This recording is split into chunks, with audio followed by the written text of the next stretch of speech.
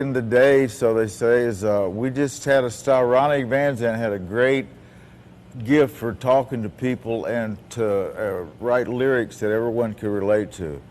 So he did that, and we did our part by doing our parts to the songs, or when Ronnie and I would write, or Alan and Ronnie and I, or them, or Ed King, or anyone, Ronnie would always just come up with the lyrics so like he was talking, and he'd talk it to himself and remember. He never wrote it down. And we just put good music, simple good music, and a good beat. We always thought you had to tap your foot or wasn't no good back in the old days, and still today. And I don't know, it was just magic in the air, a little luck of the times and sign of the times are in the music, and just the attitude of everybody. Alan Collins is a great guitar player. He's really not talked about enough. His gift was just unbelievable. I mean, the way his spirit was, he had this spirit about himself. Even when you're young, you have that, it's fearless almost, you know what I mean? But there was a gift about, A little cocky. yeah, there was a gift. He was real cocky about it, but he was real gifted in the way his style, the way he played. And for me, I mean, this is my second go around with the band, because when I was in the band the first time, I was actually a drummer. I was actually one of the drummers of the band, and I remember being in on a lot of the stuff, when we were writing the stuff, and I was there, and I remember when we put Simple Man together, and it was the most amazing thing, because they had been, worked on it, go over to Ronnie's apartment, and I'd go over there and watch, Gary be there with Ronnie, and they'd be working on stuff for Alan and Ronnie and Gary, and all of us be over there, and I remember being there, when that thing was put together. It was like magic. But what was really magical about the whole thing is watching Gary and Alan at the time put that solo together, that lead solo together. And I can remember sitting and watching both of them do that and thinking to myself, this is really incredible, in watching this, and you don't really appreciate it as much then as you do now. So one of my favorite spots always in the night, as far as being the guitar player, other than playing Freebird, because I really thought a lot of Alan's playing, and even in him, as crazy as was even him, And I got the call from Gary. I remember this, and I got the call from Gary, and I saved the tape from my answering machine. It was really cool. I got a call from Gary, and on the message it would say, "Hey, Brother Ricky, this is Gary. I want you to learn I Ain't the One, Saturday night, Smell, and Freebird. And I want to come down. I'm on audition. If you pass the audition, I'll give you $1.50 and a Snickers bar."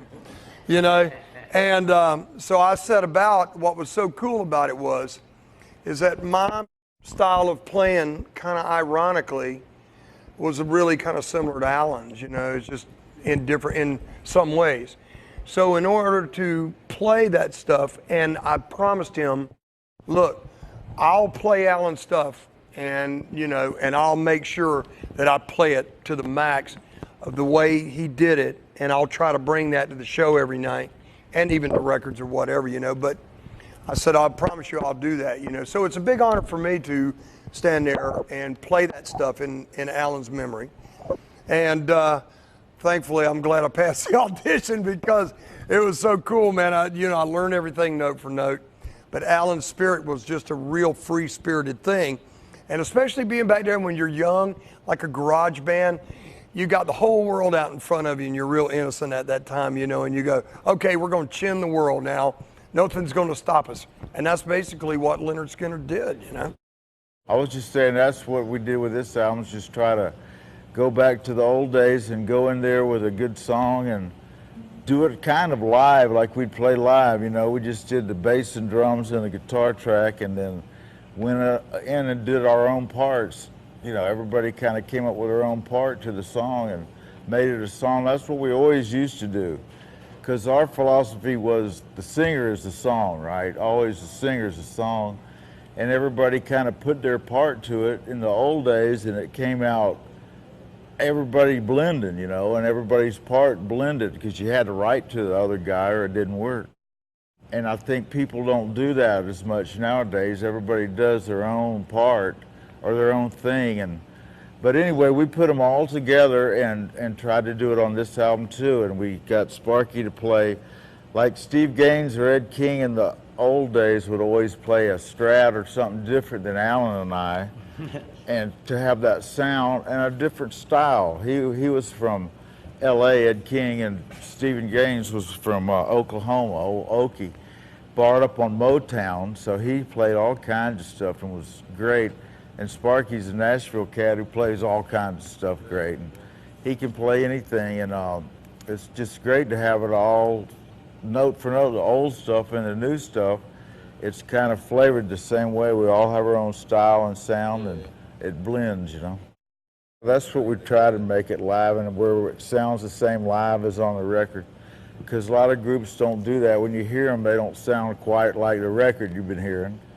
And the groups that do are really good, you know, to me and my ears. So we try to do that. And I don't know, it's just fun again. I mean, everyone knows it's not, Skynyrd fans know it's not the original, but it's the original music played note for note, and the new stuff is the original heart and soul in it through all of us and Johnny, Ronnie's brother. And we kind of put it out as the same feel and the same family vibe, so it's going real good, you know. One of the things I think that's really cool, especially where Mark, you know, where Sparky comes into play in this whole thing. Steve Gaines was probably one of the most extraordinary guitar players that you could even think about finding. I mean, the guy, you know, from what the stories they tell, and unfortunately, I never got a chance to meet him, but from what Gary and the guys always said, he carried a guitar around with him all the time, nonstop. And you can really hear that. I mean, the way his style was and the preciseness of his playing was just really phenomenal. I mean, it's if you listen to that stuff, I mean, you listen to, yeah, I Know a Little, you listen to what he does in that, or Honky Tonk Nighttime Man, you listen to the stuff he plays in, it's like unbelievable. And Alan, of course, yeah, and Steve, very, very underrated, you know, even now that they're gone, still underrated, still not talked about enough, you know, as far as guitar players, you know. But Mark plays into playing because he's got that preciseness about his playing. I mean, since he's first been with the band, you got to realize coming in a band like Lynyrd Skynyrd, and you're the new guy, you come in, everybody's like looking at you, and you got to feel that, oh God, you know. But he's done a really, really phenomenal job.